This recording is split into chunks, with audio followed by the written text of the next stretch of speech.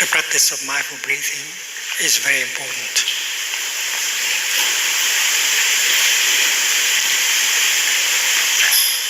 And we should not wait until the strong emotion come in order to practice. We have to train ourselves with that practice so that when the emotion comes, naturally we will remember to practice.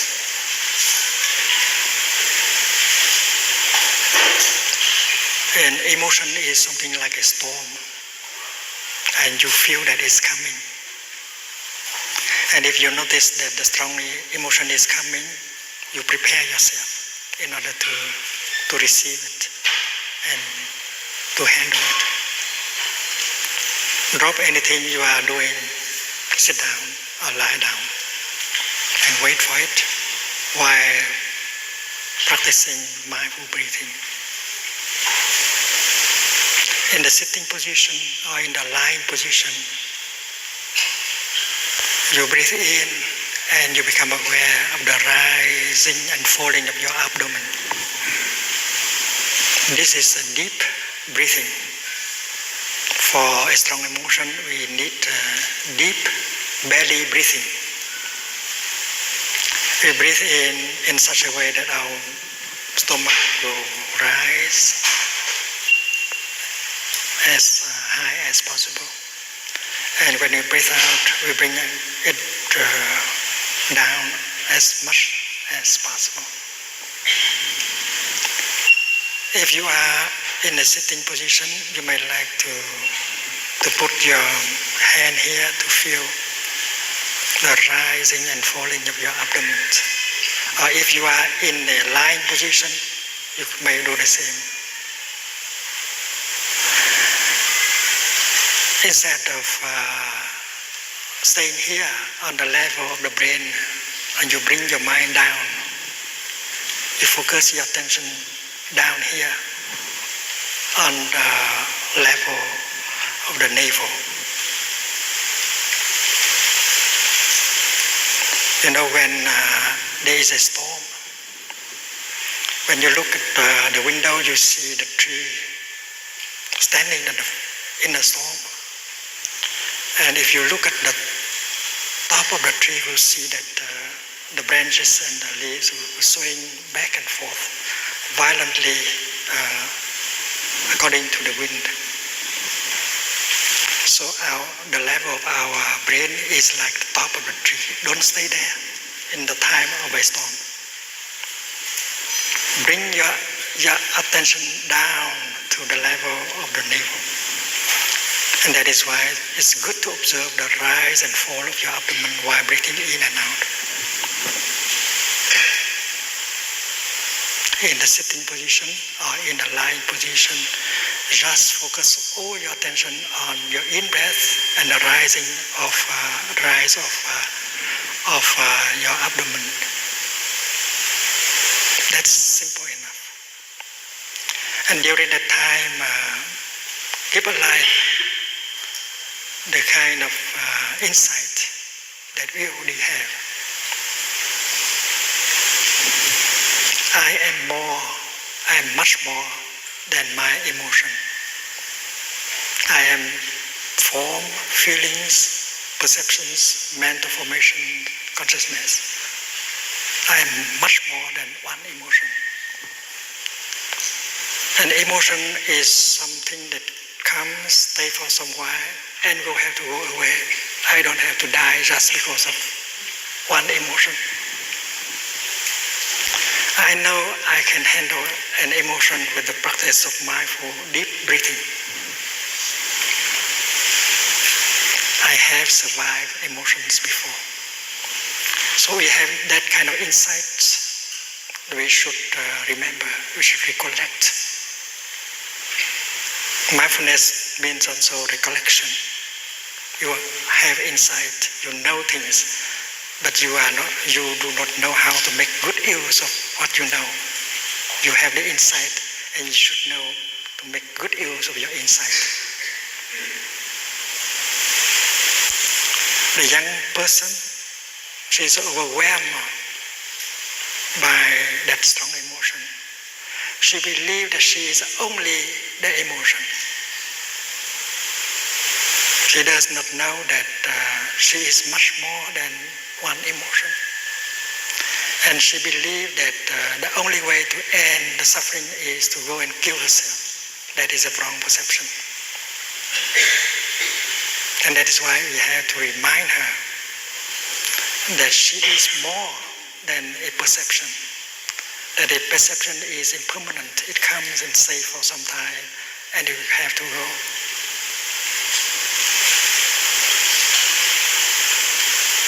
And that kind of insight we can transmit to her, to him. Maybe later on our portable telephone will have that function, reminding us.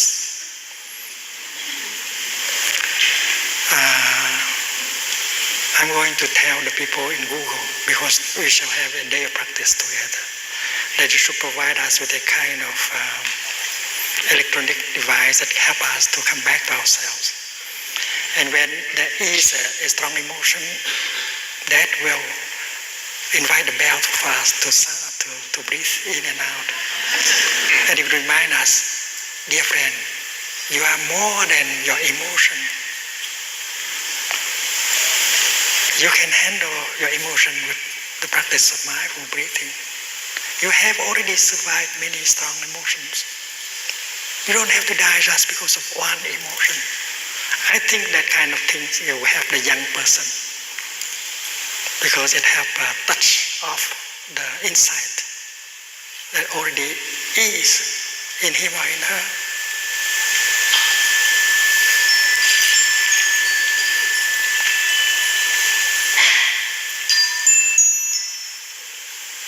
And just remember, just keep that insight alive and practice deep breathing, and you can survive the strong emotion very well. And when the strong emotion is gone, you say that next time it can come.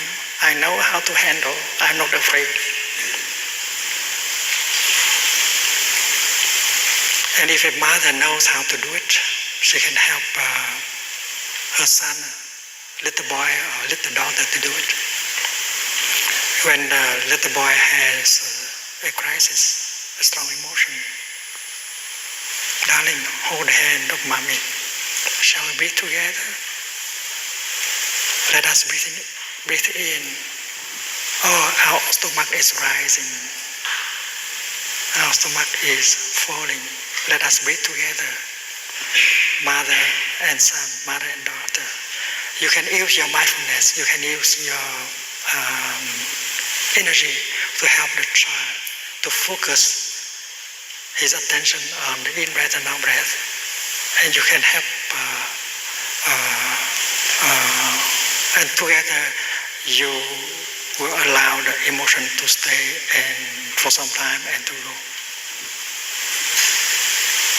Because we are a practitioner, we can transmit to the child our energy, our practice, and you can train your child to do so. And if you can train students and children to do that, we may save their life. Because later on, confronting a strong emotion, then remember to practice, and they are not going to kill themselves. Because the number of young people killing themselves is very big in each country. In France, in Great Britain, United Kingdom, the young people kill themselves quite a lot. So the mindful breathing is to help us calm down our body, calm our feelings, our emotions. And we know that we need the insight in order to be able to truly relax our body and calm our emotion. And insight is not something that comes later on. As soon as you have mindfulness, concentration and insight are already there in mindfulness. And if you continue, concentration will be deeper and insight will be brighter. And with these three kinds of energy, you can deal with whatever pain that is happening in yourself. Yesterday we have learned that a practitioner knows how to generate a feeling of joy, a feeling of happiness at any moment of the day. That's the fifth and the sixth exercise proposed by the Buddha in the Sutra of Mindful Breathing. The fifth is to generate a feeling of joy, thanks to mindfulness. Because with mindfulness, you recognize the many conditions of happiness that you already have in the present moment. And you make joy possible right away. You make happiness possible right away. And that is the art of happiness. A good practitioner is capable of generating joy and happiness in his daily life, in her daily life, to nourish himself and to heal himself. And then a good practitioner also knows how to handle the pain in him or in her. And mindfulness is the kind of energy that helps you to recognize the pain, to smile to the pain.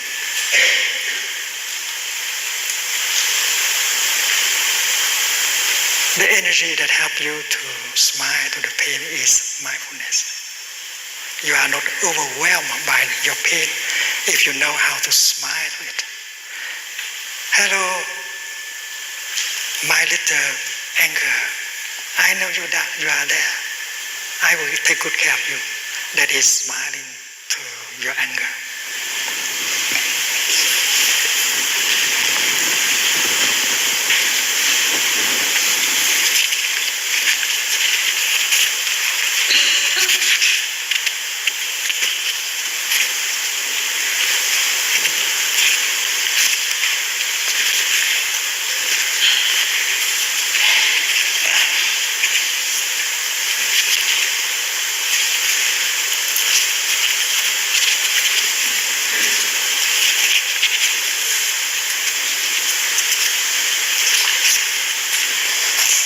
I have smile to your body, but I don't have smile to your anger here.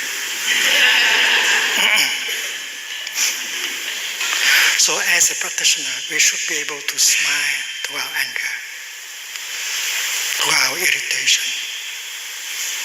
Smiling to it means you are aware of it.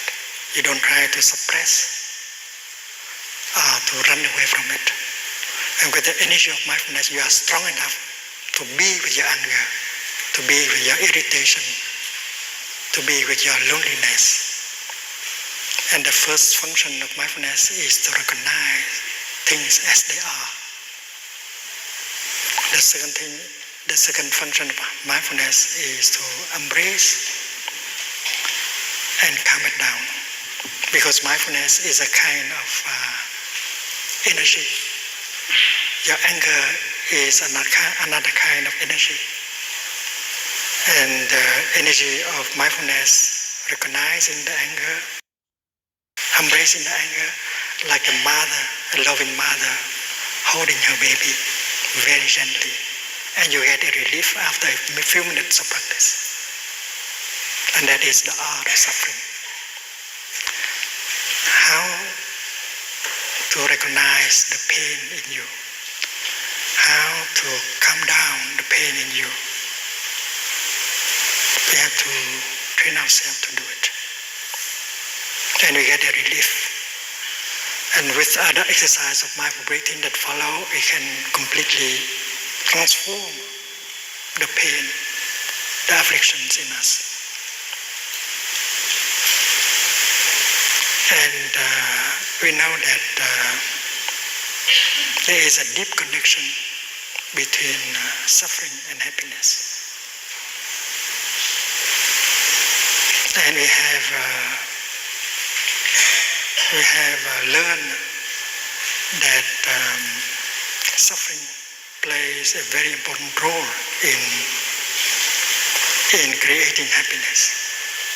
It's like the role of the mud in creating the lotus flower. Without the mud, you cannot create lotus flowers. The same thing is true with suffering and happiness. You need the suffering in order to, as materials, raw materials, in order to create happiness. And we know that there's enough suffering already there. You don't have to create more. The problem is to learn how to make good use of the suffering in order to create happiness. The problem is how to make good use of the garbage in order to create flowers.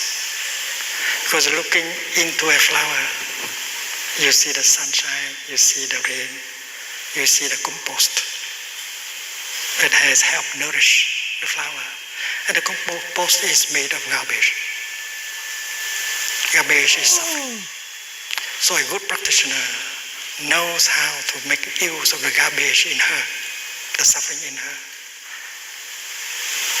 and make good use of it in order to create something more positive like understanding, compassion, joy. And this is art, the art of suffering, the art of happiness. In Buddhism, we do not use the expression kingdom of God, but we do have the expression Buddha land, Buddha country. And many of us believe that the kingdom of God is a place where there is no suffering. I don't believe it. If there is no suffering, and then there is no happiness either. Because happiness is made of suffering. It's like the left is made of the right. The left cannot be by herself alone. The left has to interbe with the right. You cannot remove the right from the left.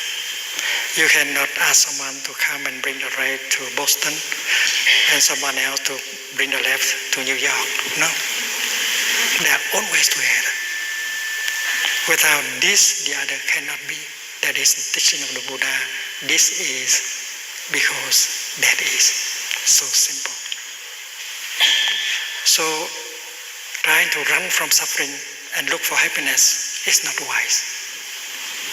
It's impossible to do so. And most of us are doing that, trying to run away from suffering and looking for happiness. We don't know that happiness is made of suffering. And what we should do is to learn how to make good use of suffering. Yesterday we have learned a very important thing. If you know how to suffer, you suffer much less. And the seventh and eighth exercises on mindful breathing are to help you to suffer. You learn how to suffer. If you know how to suffer, you suffer much, much less. And then you know how to make good use of suffering to create joy and happiness.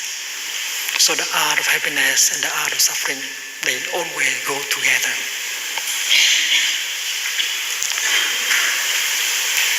The kingdom of God is not a place where there is no suffering. Because if there is no suffering, people have no ways in order to cultivate understanding and compassion.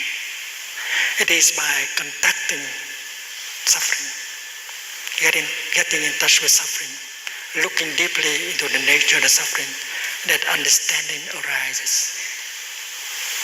Understanding suffering is very important. When you listen to the suffering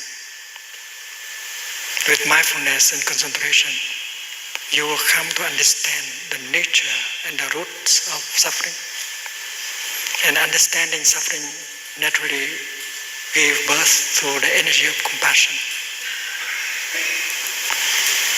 And the energy of compassion, once born, begins to heal yourself and heal the world. So understanding and compassion are born from suffering. It's like the lotus flower is born from the mud. That is why running away from suffering is not a wise attitude.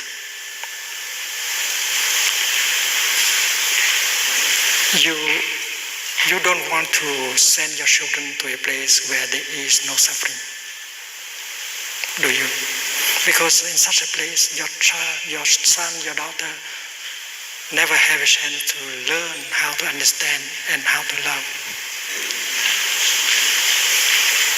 And that is why there is suffering in the kingdom of God.